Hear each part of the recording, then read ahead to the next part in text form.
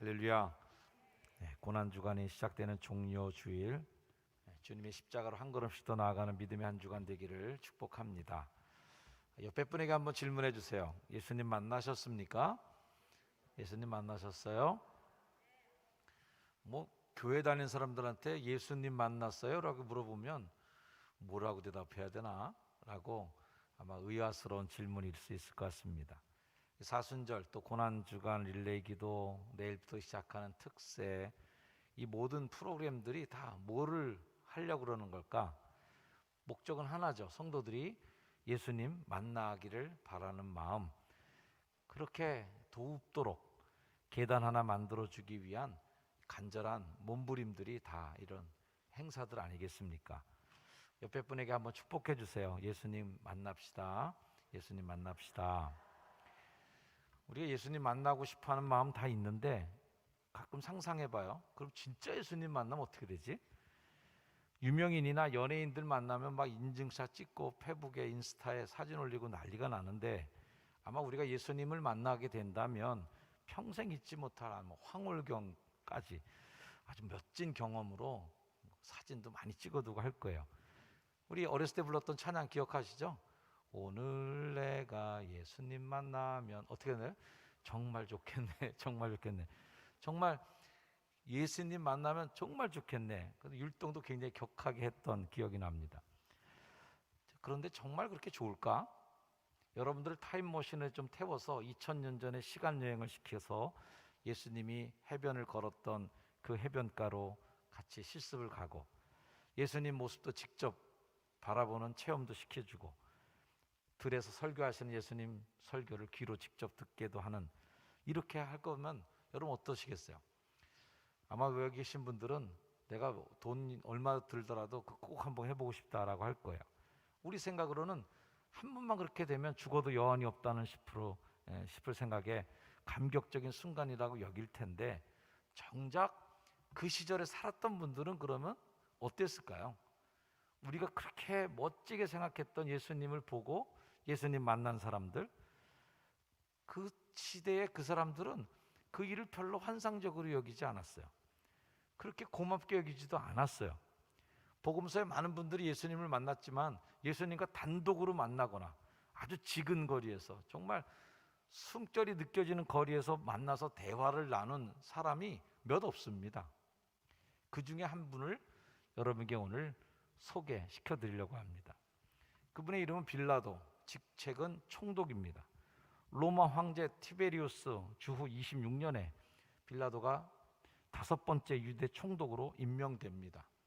호민관 출신 빌라도 총독은 유대 지역의 치안과 질서를 맡고, 또 로마 제국을 위한 세금 징수권, 그리고 최고의 사법권을 지닌 최고의 권력자로 예루살렘에 입성하고 이스라엘을 다스립니다. 그는 주로 항구 도시였던 가이사라에 살았고요. 휘하에 5개의 보병대, 하나의 기병대를 거느리고 있었습니다. 범법자가 생기면 잡아서 처형시키거나 폭동이 일어나면 무력으로 진압하기도 했어요. 총독의 주요 임무는 뭐냐면, 제국에 속한 많은 국가들이 제국의 황제에게 충성을 다하도록 국가를 만드는 일을 그가 책임을 맡습니다.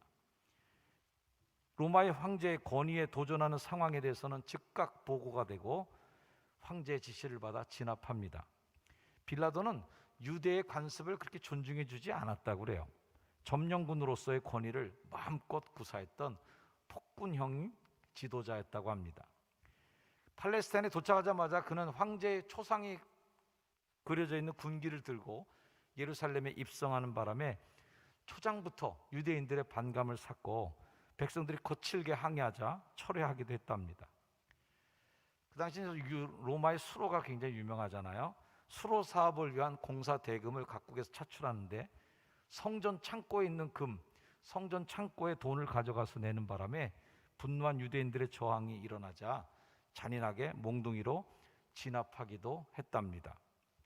빌라도와 동시대에 살았던 필로라는 또 후대의 역사가인 요세푸스가 빌라도를 평가하기를 탐욕스럽고 완고하고 잔인하고 약탈과 강압에 의지해서 통치를 하는 인물로 묘사합니다. 누가복음 13장 말씀에 빌라도가 잠깐 등장하는데요, 마침 두어 사람이 와서 빌라도가 어떤 갈릴리 사람들의 피를 그들의 제물에 섞은 일로 예수께 고자질하는 장면이 나옵니다.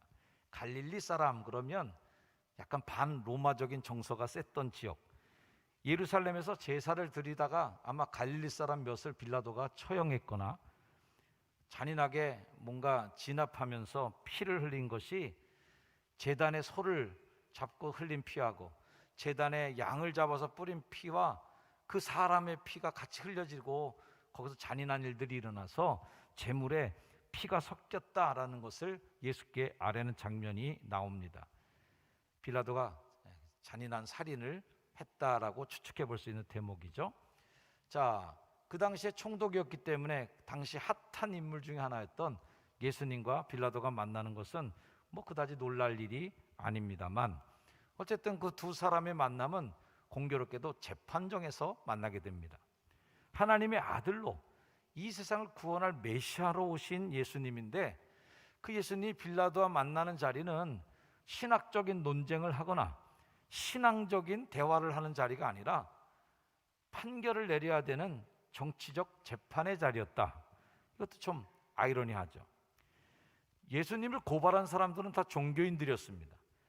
그러나 그 종교인들은 교묘하게 예수님에게 정치적 프레임을 더 씌워서 유대인의 법정으로는 예수님을 죽일 수가 없기 때문에, 그 당시 유대인의 법, 유대인들의 자치 재판으로는 사형까지는 언도를 못하는 거예요. 왜? 총독의 권한 아래에 있는 국가였기 때문에. 사형을 내릴 수 있는 권한은 총독에게만 있기 때문에 예수님을 종교재판으로 걸어서는 죽일 수 없으니까 정치재판으로 몰아서 예수님을 정치재판 자리에 세운 거죠. 종교 지도자들은 예수님을 정치인으로 몰아세웠는데 정작 정치인이었던 빌라도는 예수님을 고발하고 그가 신문하는 가운데 오히려 묘한 질문을 던집니다. 종교인들은 정치로 가고 정치인은 종교 쪽으로 질문해요. 빌라도가 이르되 진리가 무엇이냐 하고 궁금증을 나타냅니다. 이 사람들이 뭔가 문제를 일으켜서 나한테 이 사내를 데려왔는데 이 사내에게 묘한 매력이 있고 뭔가 있는 거예요. 뭔가 있으니까 궁금해져서 진리가 무엇이냐라고 묻기도 합니다. 자, 이렇게 빌라도가 예수님을 신문하다 보니까 죄가 없다는 사실을 빌라도가 인지하게 되었습니다. 오늘 말씀이죠. 13절부터 보면 빌라도가 대제사장들, 관리들, 백성을 불러 모으고 이르되 너희가 이 사람이 백성을 미혹하는 자라 하여 내게 끌고 왔도다. 보라, 내가 너희 앞에서 신문하였을 때 너희가 고발하는 일에 대하여 이 사람에게서 죄를 찾지 못하였고 헤롯이 또한 그렇게 하여 그를 우리에게로 도로 보내었도다. 보라, 그가 행한 일에는 죽일 일이 없느니라. 빌라도는 예수님이 살인범까지 가지 않을 사람으로 확신했습니다. 집요할 정도로 없는 죄도 뒤집어 씌워서 예수를 죽이고 싶어 했던 유대교의 지도자와는 달리 빌라도는 예수에게서 어떤 죄도 찾지 못했다라고 선언합니다. 빌라도가 이 무죄를 선언하는 것에 대해서 놀라죠. 처음에는 예수님이 죄가 없다는 것 사실을 선언하는 것에 대해서 놀랐다가 또 한 번 두 번째 놀라는 것은 죄가 없는 사람한테 사형을 선도하는 걸 보면, 언도하는 거 보면 그거보다 또 놀래요. 또 얄미워지죠. 하여튼 이 빌라도는 그렇게 막강한 권력을 갖고 있었던 총독의 자리였기 때문에 가능합니다. 자기 스스로도 인정했어요. 나 너 죽일 수도 있고 살릴 수도 있어. 즉 생사 여탈권을 내가 갖고 있어 라고 얘기합니다. 요한복음 19장에 보면 빌라도가 이르되 내게 말하지 아니하느냐. 이게 뭡니까? 나한테 좀 말 좀 해봐. 나한테 좀 부탁해봐. 왜 싹싹 빌고 살려달라고 왜 말 안 해? 내가 너를 놓을 권한도 있고 십자가에 못 박을 권한도 있는 줄 너 알지 못하냐? 왜 이렇게 나를 만만히 봐 네가? 뭐 이런 식의 좀 자존심 상하는 질문입니다. 싹싹 빌어도 시원찮을 텐데 침묵하는 예수님을 보면서 약간 좀 화가 난 권력자의 자존심이 상하는 장면이죠. 어쨌든 빌라도는 예수님의 무죄를 확신했고 자신의 소신대로 무죄인 예수를 풀어줄 힘도 있었음에도 불구하고 자신의 권력을 이용해서 무죄인 이에게 사형을 언도합니다. 왜 그랬을까? 자, 미봉책이라는 말 들어보신 적 있죠? 눈가림만 하는 일시적 대책을 미봉책이라 이렇게 얘기합니다. 오늘 성경 말씀과 연결해 볼 때 빌라도가 미봉책으로 예수를 채찍질만 해서 내쫓으려고 그랬던 건데, 미봉책의 그 책이 채찍책자입니다. 빌라도는 문제를 정면으로 보지 않은 사람이에요. 대부분 실수하거나 큰 잘못을 저지르는 것은 문제 앞에 당당하게 문제와 직면하지 않고 편법으로 풀어가거나 뒷길로 도망치거나 사이길 새길로 뭔가 문제를 풀어내려고 하는 편법 때문에 망합니다. 빌라도는 이 문제를 정면으로 대처하지 않고 옆길로 가려고 합니다. 그 대목들이 이런 거죠. 그러므로 때려서 놓겠노라. 그 정도 매질이면 통하겠지. 이에 빌라도가 예수를 데려다가 채찍질 하더라. 자, 요 정도면 끝나겠지 하는 미봉책을 씁니다. 하지만 늘 그렇듯이 악은 집요합니다. 악은 후퇴를 몰라요. 오직 직진만 하는 게 악의 성향입니다. 오늘 말씀 보니까 빌라도가 예수를 놓고자 그들에게 이렇게 얘기합니다. 그러나 그들은 소리 지르죠. 그를 십자가에 못 박게 하소서, 그를 십자가에 못 박게 하소서 하는지라. 자, 한 번 설득했어요. 두 번 설득했어요. 세 번째 다시 설득합니다. 이 사람이 무슨 악한 일을 하였느냐? 나는 그에게서 죽일 죄를 찾지 못하였나니 때려서 놓으리라. 때려서 석방하겠어. 근신이나 징책 정도로 끝내겠어 라고 이야기합니다. 악은 정면으로 부딪히면 악은 소멸되지만, 악은 피하고 도망가면 더 기승을 부리고 힘을 돋구는 성향이 악의 성향이에요. 빌라도가 후퇴하는 걸 보면서 사람들이 더 기승을 부렸죠. 이거 먹히는구나. 여론전이 먹히는구나. 우리가 소리 더 크게 지르면 이거 죽일 수도 있겠구나 하면서 더 크게 소리를 지르고 힘을 돋굽니다. 빌라도가 이 일을 대충 하려고 했다가, 책임을 회피하려고 했다가 더 큰 일을 만들고 말았어요. 왜 그랬을까? 그 권력자가. 이유는 단 하나, 두려움에 굴복했다. 막강한 권력자인 빌라도에게 두려움이 있었는데, 그것은 뭐냐면 황제의 명을 받고 팔레스타인 땅에 와 있는데, 이 팔레스타인 땅의 대리 황제였던 총독의 주요 임무가 뭐예요? 그냥 무사 안 일하는 거예요. 아무 일도 안 일어나면 그게 제일 좋은 거예요. 긁어 부스럼은 절대 만들지 말아야 되는 것이 총독의 자리입니다. 6월절을 맞이해서 많은 이스라엘 팔레스타인 사람들이 전 세계에서 몰려들어서 예루살렘에 북적거리고 있습니다. 평상시에 가이사랴에 머물렀던 빌라도도 밀란이 혹시 있거나 이런 대중 집회가 많은, 사람들이 많이 몰리는 시기에 예루살렘에 직접 와서 컨트롤 타워 역할을 하고 있습니다. 군중들의 움직임이 심상찮게 돌아가고 있습니다. 게다가 자신의 정치적 파트너였던 종교 지도자들이 똘똘 뭉쳐서 한 사내를 데리고 와서 처분해달라고 강력하게 요청하고 있습니다. 여론에 밀리기 시작합니다. 다수의 증오심이 점점 더 한 사람을 마녀 사냥하기 시작합니다. 누가복음 23장 23절 말씀, 그들이 큰 소리로 재촉했어요. 큰 소리로 계속 재촉합니다. 십자가에 못 박으라고, 못 박으라고. 결국 어때요? 그들의 소리가 이긴지라. 두려움은 이성의 숨통을 조여 질식시켜버리는 힘이 있습니다. 다수가 똘똘 뭉쳐서 진리를 죽이라고 소리 지르는 것을 보면서 빌라도가 무죄인 걸 알았지만 느꼈던 감정이 뭐야? 두려움.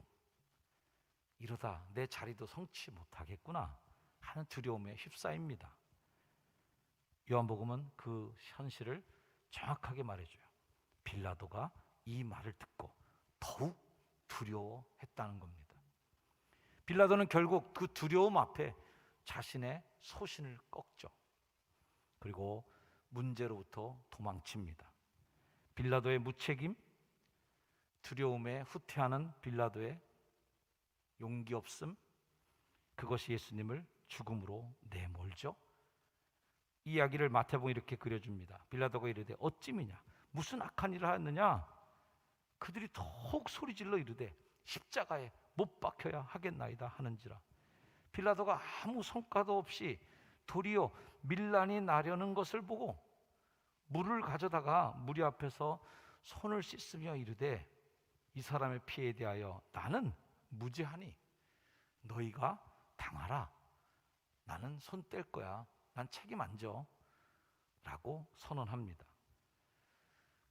자, 오늘 저는 여러분과 함께 빌라도를 만나고 있습니다. 빌라도는 어떤 사람일까요?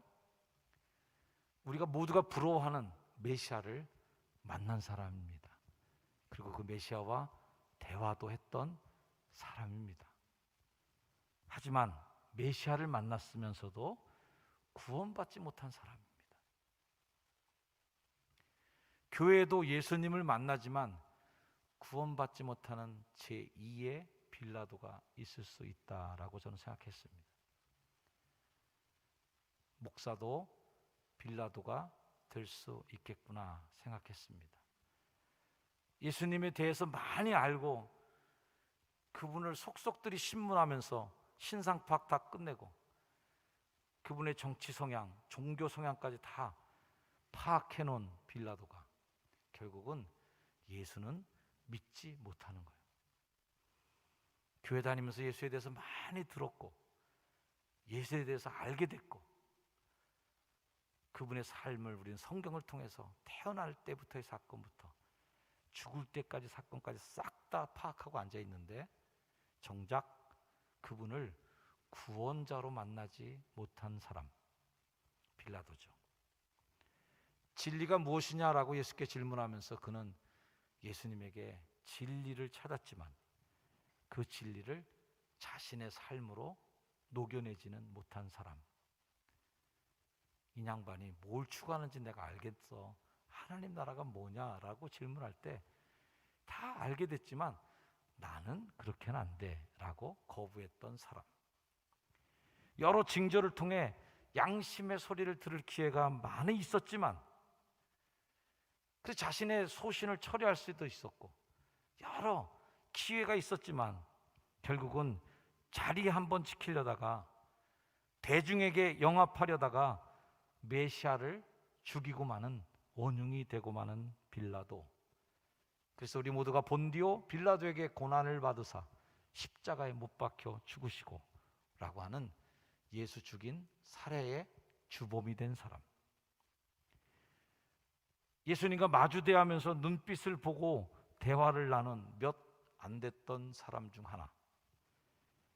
그런 영광을 누렸지만 그 만남은 겉도는 만남만 돼서 결국 두 사람은 엇갈린 운명의 길로 다른 길로 가게 되었다는 것이죠. 저는 이 말씀을 오늘 묵상하고 설교를 준비하면서 우리 신앙도 혹 미봉책으로 끝날 어떡하나 하는 두려움을 가지게 되었습니다.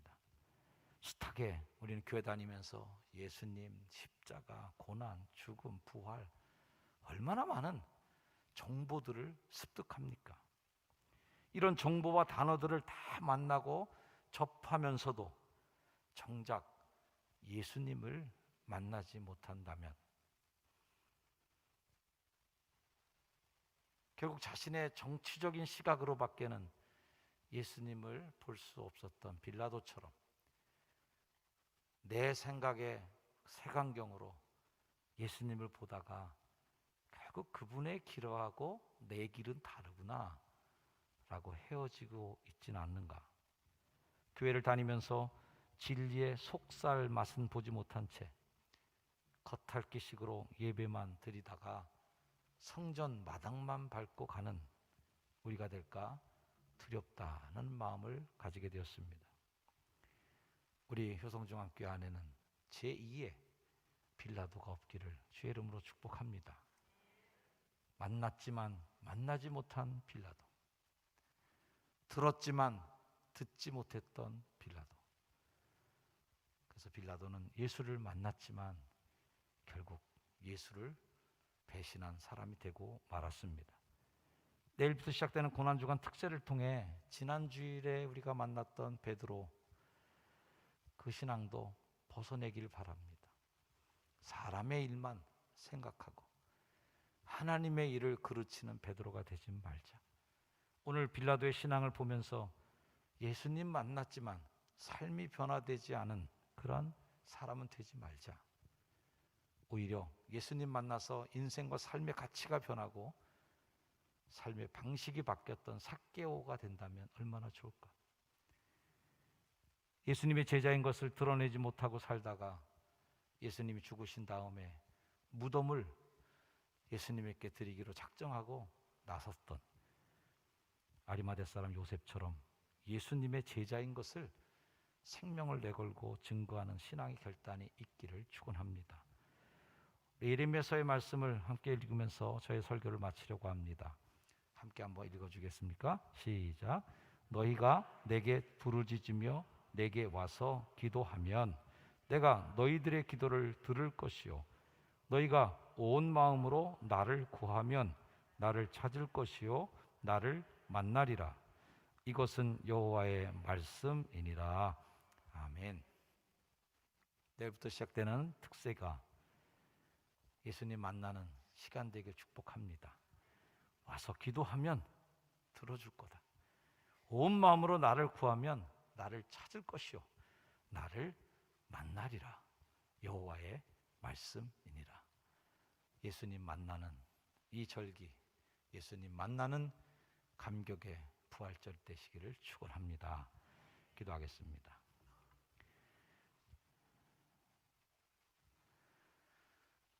우리가 예수님을 빌라도처럼 만나지 않게 하시고 인생과 삶을 바꿔내시는 예수 그리스도를 우리 속에 모시는 진정한 그리스도인 되게 하옵소서. 예수님의 이름으로 기도합니다. 아멘. 찬송가 438장 찬송하시겠습니다.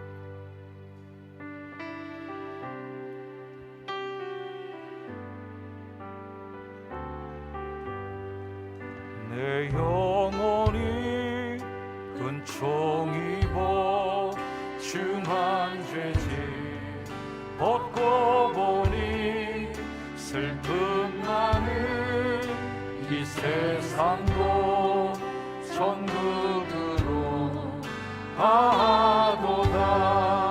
할렐루야 찬양하세. 내 모든 죄 사함받고 주 예수와 동행하니 그 어디나 하늘나라. 주의 얼굴 뵙기 전에 멀리 뵈던 하늘나라 내 맘속에 이루어지니 날로 날로 가깝도다. 할렐루야 찬양하세.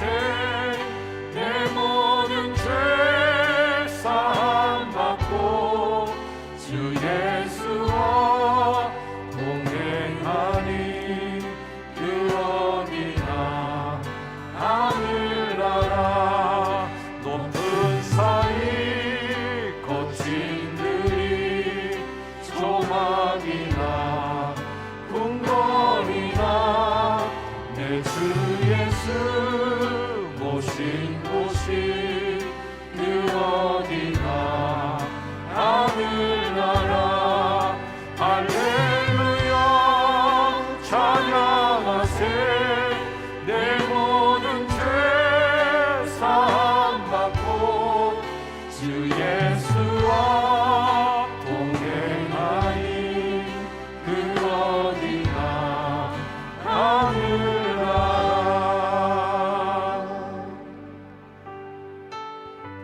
예수님 만나고 은총 입고 중한죄짐 벗고 보니 슬픔 많은 세상도 바뀌어지는 놀라운 경험, 내 주에서 모신 곳이 그 어디나 하늘나라로 고백하는 경험, 예수님 만난 자만 할 수 있는 경험인 줄 믿습니다. 주님, 예수님 더 만나게 하옵소서. 그런 결단의 마음을 담아 우리 함께 잠시 결단 기도 드리겠습니다. 아버지 하나님 감사합니다. 예수님 더 만나기를 원합니다. 하나님 더 진지하게 만나게 하시고 더 내 삶을 바꿔내는 만남으로 변화되게 하여 주시고, 예수님과 내가 다른 길을 걷는 존재가 아니라 주님과 같은 길을 걷는 존재가 되게 하옵소서. 더 말씀에 우리가 집중하고 하나님 그 속살로 들어갈 수 있도록 용기를 주셔서 예수님의 삶을 내 삶으로 받아들이며 진리를 나의 삶의 가치관으로 받아들이며 예수님의 삶의 길이 내 삶의 길이 되는 놀라운 변화의 삶, 축복의 삶으로 나아가도록 주여 인도하여 주옵소서. 아멘.